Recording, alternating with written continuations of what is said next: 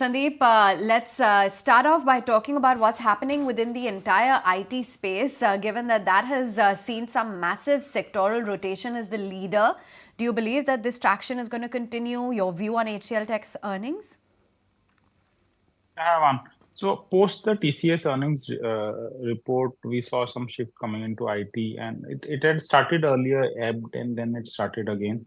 In fact, Infosys, I believe, did much better than the TCS stock on overall basis last one or 2 months. HCL Tech results, as well as the commentary of TCS management, indicates that the bottoming process seems to be here, but there doesn't seem to be any significant upside in the near term in terms of the growth trajectory. For example, HCL Tech has also retained its earlier growth guidance only. And to that extent, post the run up which we saw, I would think that the further upsides could be limited from here on. So, uh, while funds flow could determine some could lead to some movements here and there, but I think on an overall basis, looking at the valuations and growth paradigm, I don't see any significant upside move. And given the results, I think downside is also protected. So I think that it's in that range. I want to talk to you about the confluence of factors which have happened over the weekend for a moment, and what it could mean for Indian markets. On the one hand, the bond yields in US have eased significantly over the weekend. 90% chances of a cut in September, and this entire Trump episode, however unfortunate it might be, could it fuel rally there in US, and also in kind of relation extend the rally, because up till now the narrative was that the positive momentum will continue till budget and then we would correct. But if Mr. Trump's chances and the Wall Street expectation of him coming back because of the sympathy trade and rate cut come together thereabout, could it extend the rally here in India? See, overall, emerging market flows should improve given that the US dollar seems to have peaked out and interest rate also seems to have peaked out in the Western economies as well as in most of the emerging markets. Typically, that leads to more flows into uh, sort of small cap, mid caps in the global context, which tend to be emerging markets for global funds. So that's one part. The other part is that budget is a significant event because there are a lot of expectations this time from the budget in terms of potential tax relief to boost consumption because consumption in India has been really slow. And without consumption picking up, if consumption remains at half the growth of the overall GDP growth, eventually we can't have higher GDP growth because ultimately everything that is invested needs to be also consumed. And if there is no consumption, then the entire growth paradigm fails. So I think that's important. Whether the government will recognize that or not is something we need to see.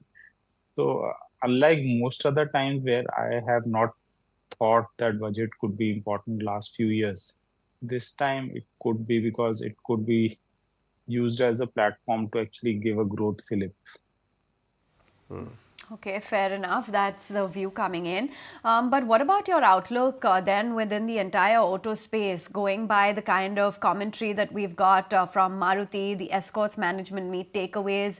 Maruti is talking about the PV upcycle seeing a 5% growth in FY25, Escorts as well as flagging of domestic tractors growing in mid-single digits. Your outlook? So I think Maruti management tends to be conservative in terms of guidance. So I think that's fine. There is a possibility of the farm sector doing better given normal monsoons and improved cash flows to the rural sector uh, with the overall monsoon improvement as well as farm waivers, giveaways, etc., which are happening at various state levels. Now, from Maruti's perspective, I would think that they should be able to do better than that. Currently, the sector is going through some negative phase because of the discounts, news, etc., which is fine in the lean season. But the festival season should be good. So, if over the next couple of months we see the stock prices moderate, I would think that it will be an opportunity to buy. I'm still positively inclined towards the auto sector and M&M, Tata Motors, Maruti, all should be looked at on any correction. Sandeep, are you booking some profit in some of your positions which you have made very good money? Are you on a portfolio level kind of you're holding on to most of your gains, or what's your positioning right now overall?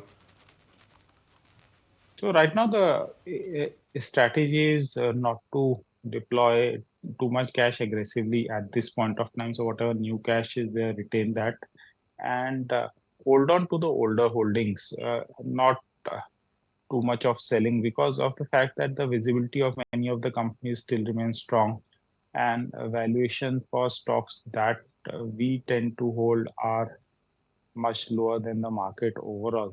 And I don't think the bull market is going to end anytime soon. Although in September, October, I think that's the seasonal factor. I think we could see some sell-off. So that will be more an opportunity to buy rather than sell. So uh, I don't think we should be too negative on the markets, except for pockets which are very, very aggressively valued, which could include some PSU names, defense names, etc., where whenever the correction comes, these stocks could see a big sell-off. Okay, Midcap IT really had a terrific run. Kunal flagged it off as well as one of his top recommendations. Of course, IT as a basket held out. Sonata Soft, for instance, 13.5%. KPIT Tech soared a solid 9%. Coforge, Zensar Technologies, Birla Soft, the entire basket, along with the likes of Persistent and Oracle, had a pretty terrific run. Naresh, come in here on the charts in terms of what the midcap IT trade is indicating. So the mid-cap IT, there is say discrepancy in terms of there are stocks which have continued to do well. So there is a KPIT Tech which continues to make 52-week highs, all-time highs. You also have a Zensar Tech. You have a Persistent Systems which has recovered really well. So what we are seeing is the mid-cap IT has recovered really well, but there are names like LTI, Mindtree, LTTS, etc., which are still down 20-30% from the previous tops. So out there, one needs to be selective, but given that some of them have already moved to new highs, the momentum is really strong. One would be better off waiting for the result season to get over, and then maybe look at these names on a correction. At current levels, the risk reward is not great. Okay, speaking of IT, HCL Technologies has posted a steady set of numbers in the first quarter, but it's interesting to understand what brokerages are saying. It's been a little bit of a mixed reaction across the board. Let's get in Sharad to break it down for us. Sharad. Well, yes, and first is Nomura on HCL Tech. They have maintained a buy, but they have hiked the target price by almost 20 rupees to 1720. The Q1 numbers has been slight beat to the overall estimates, and the brokerage house stated that they are on track to get their FY25 revenue growth guidance. And also Gen AI, that will be something which the street will be watching out for. For Citi, they have maintained neutral. They have hiked the target price to 1545 rupees from 1495. And overall, they have stated that the overall TCV, the deal size is $1.96 billion, has been slightly lower than expectation, but can be lumpy from quarter to quarter. Also, the positives remains is that guidance remains unchanged. Lastly, Investec would also come out with this report, and they have maintained a sell rating, but the target price has been slightly increased to 1312 rupees from 1300, and they have stated that the impact of JI is quantifiable currently, and now it's going to be a net gainer going ahead. And also the primary concern they have stated is the EBIT percentage being at the bottom of the guided band. Right. Thanks for that, Sharad. Sandeep, have you looked at these luggage stocks, Safari and VIP? There's a very interesting story that the founder of Safari actually used to work in VIP and look at the value he created. But today there are big upgrades coming in. Have you looked at these luggage stocks? Yeah, the Safari story I completely missed, and to that extent, I think they're doing extraordinarily well. Post-COVID, I was bullish on the entire reopening trade, so we thought that VIP could do better. It did not. Now, now at these valuations, Safari is actually priced for sort of perfection in the near term. But if they continue to do well, the stock could actually do well. VIP could be a potential turnaround candidate. So that's one of the stocks which we hold which has not performed. And I would think that at these prices it does offer value. And for people who want to wait, they could wait out the results, see if there are signs of turnaround, and then look at buying. Sandeep, so what is the trade now, let's say from here till rest of the year? I mean, the fact that if you don't invest also, that's also a trade. The fact that you raise cash is also a trade. The fact that you don't sell anything, that's also a trade. As a fresh cash deployment should be done carefully.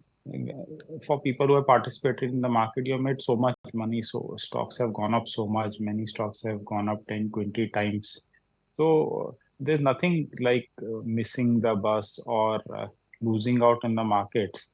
So you think that the markets look expensive. There could be potential corrections somewhere down the line. I don't think that next couple of months we should see any big correction, but subsequently we could. So in that scenario, you have to wait. There could be sudden jerks which could create corrections and buy on those days at those prices, but not continuously keep on buying stocks which are moving up every day, because the valuations of many stocks in, although people say that warning about PSUs valuations has become sort of old thing that people keep on warning, they keep on going up. But then you look at the valuation of something like an IRIDA, 10 times price to book. No financial, I think even Bajaj Finance in its heydays did not trade at 10 times price to book. So I think valuations matter ultimately in the long run. Just taking a look at the charts of a Zomato in the last 1 month, close to a 20% up move, now at about 220 plus levels. Sandeep, just your thoughts on the recent news with the hike in the platform fee and the way Zomato has moved. Do you track it? Yeah, so I think what's happening is that the duopoly is getting entrenched in a way. So till there is another contender who tries to disrupt the market, Swiggy and Zomato are sort of in a duopoly where now they are focusing on profitability. So typically in these cycles, most of the time what we'll see is that the results could surprise on the positive side, and that's what is driving the stock price higher. So, and the stock's gone up a lot. So, for people who are holding, I don't think there's any reason to sell. Uh, I would not be buyer at this price, but then for those who hold, I think there's no reason to sell. Sandeep, do you think Paytm could be a contra bet? Friday there was a disclosure that Akash Bansali is also bought in about 1.2% stake. The current market cap of Paytm is about 30,000 crore. How much we checked, Ajay? I'll just check it. It's 19,000 crore. 20,000 crore. So I'm purely going by the fact that you're getting entire Paytm and with some cash which would be there. I don't know how much cash, I'll have to read it.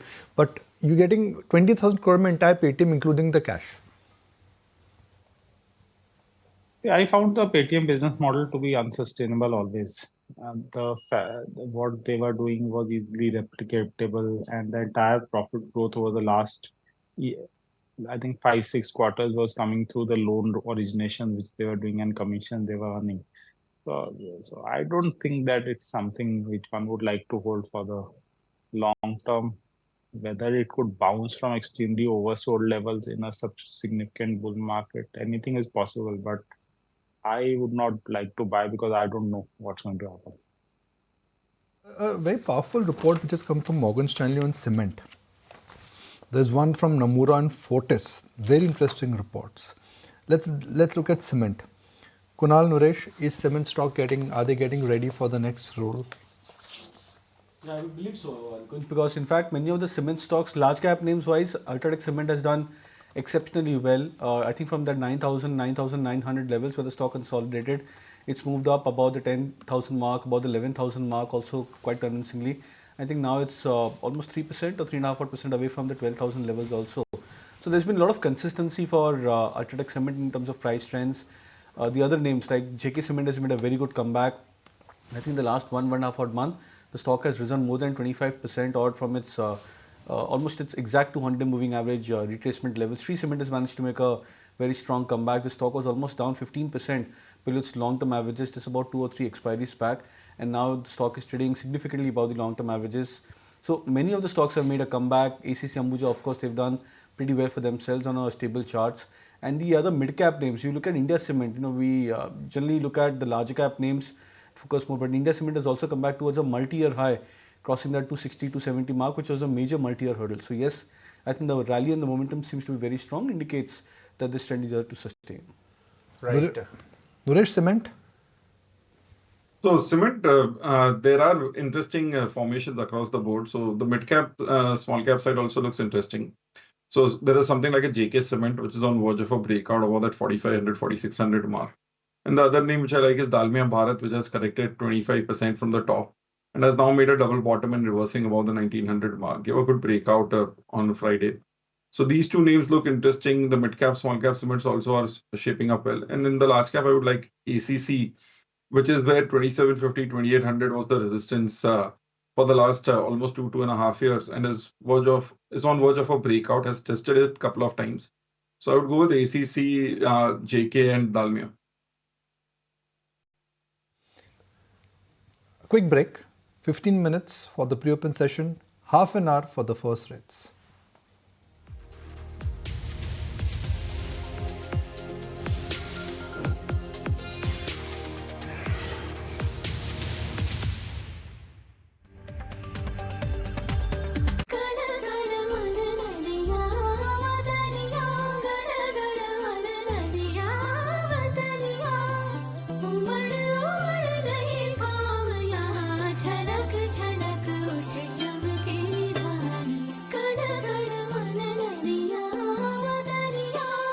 PhonePe proudly presents Share.Market. Open a Demat account by 31st July and get zero brokerage till 31st December on FNO and intraday, equity delivery, wealth baskets, and zero account opening fees. Download Share.Market and start investing. Investments in the securities market are subject to market risks. Read all the related documents carefully before investing.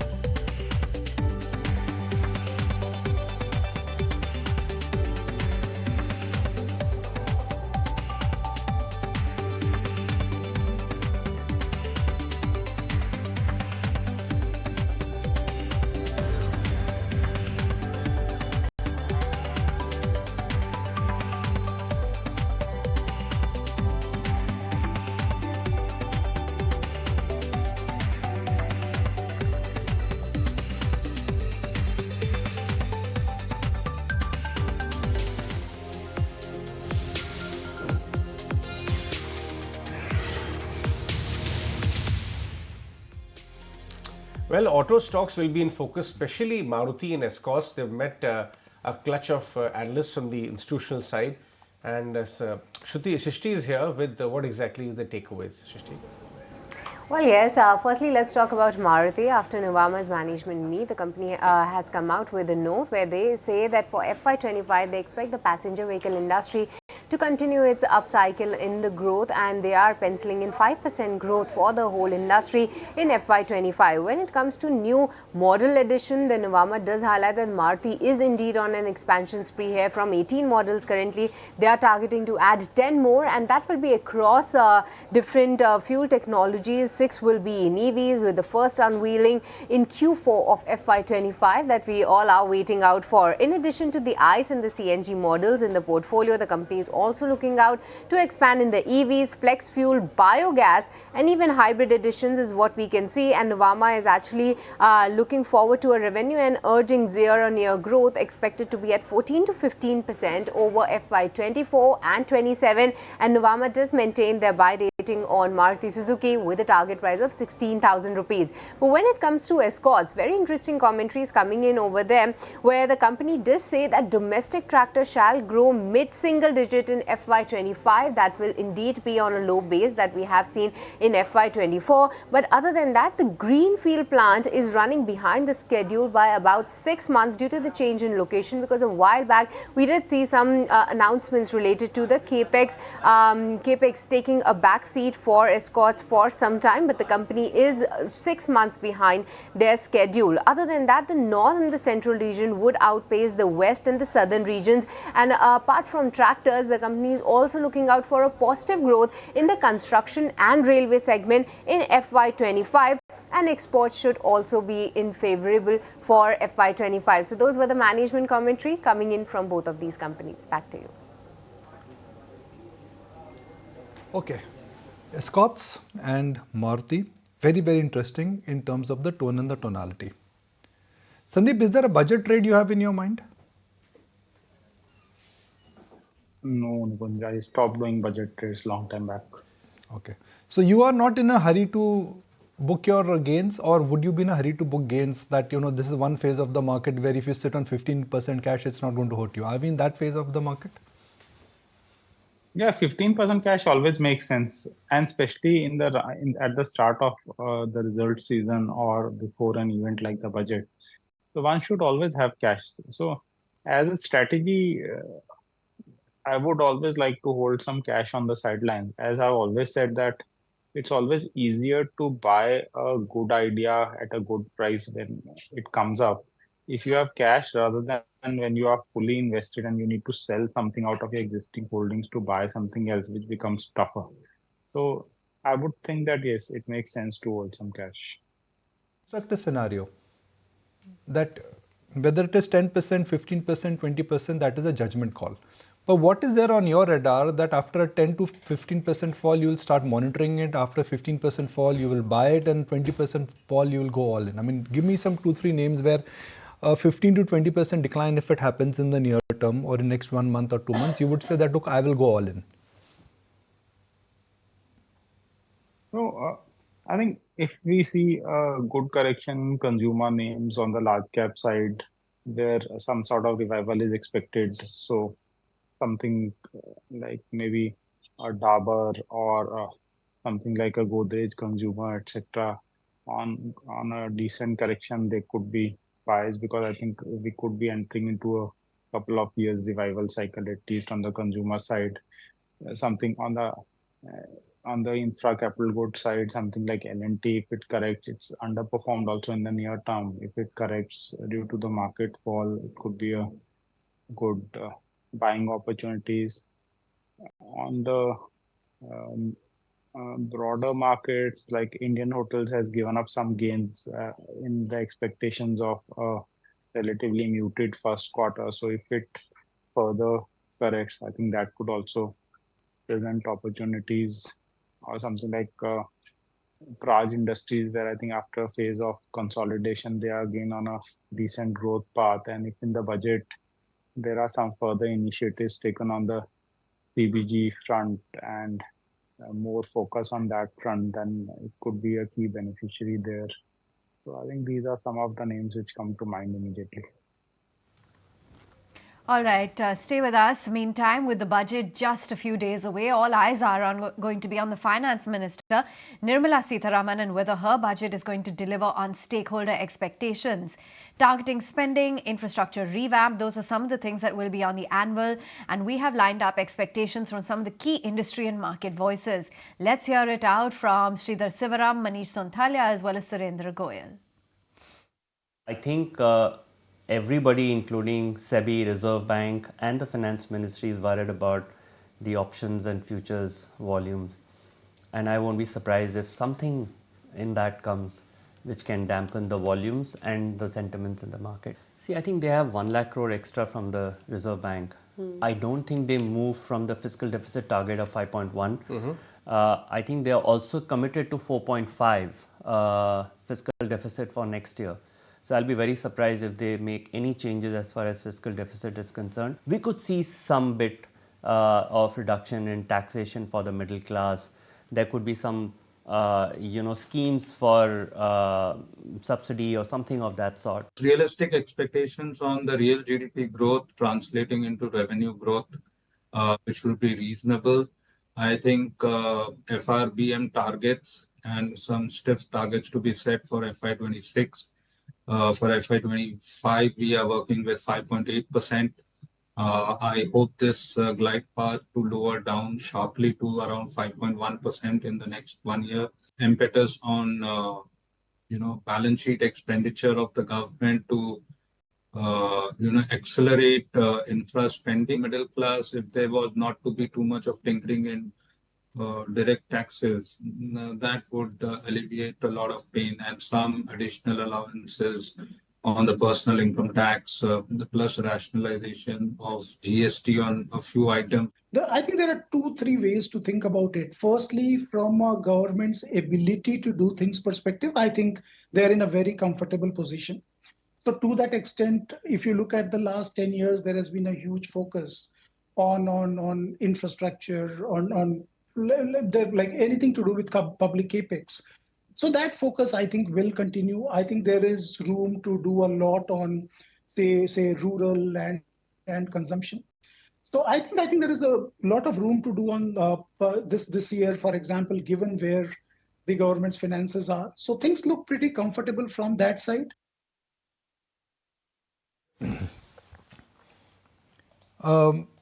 Railways versus defense, defense versus railways, shipping. I mean, these are stocks which we look at some numbers today. I mean, over the course of the day, we'll tell you that where some of these defense stocks are. Now, whether it is price to book or whether it is, what you have in terms of P or even for that matter, margins. I mean, what are the margins in these businesses? 12, 13, 14% margins. These are not the margins where you can command such high P multiples. I mean, if you're looking for then 12% growth, then there are a lot of FMCG companies which can give you this kind of a growth where the return ratios are going to be superiorly higher than what some of the defense companies have. I mean, if you're ready, that's my limited point here, that if you're ready to pay 60, 70p multiple, then the other ratios which are there, dividend payout, free float, return on capital, return on equities, those are also factors which you should consider. If you're buying gold, then you might as well buy something. Then don't just go and buy anything that is glittering. Then you go and buy gold if you're ready to pay out that kind of money. That's the limited point I'm trying to make here. Kochi shipyard is up 3x this year. You're right, eh? Absolutely. My goodness, over 3x, 4x. No, this year. This year, almost 7 months.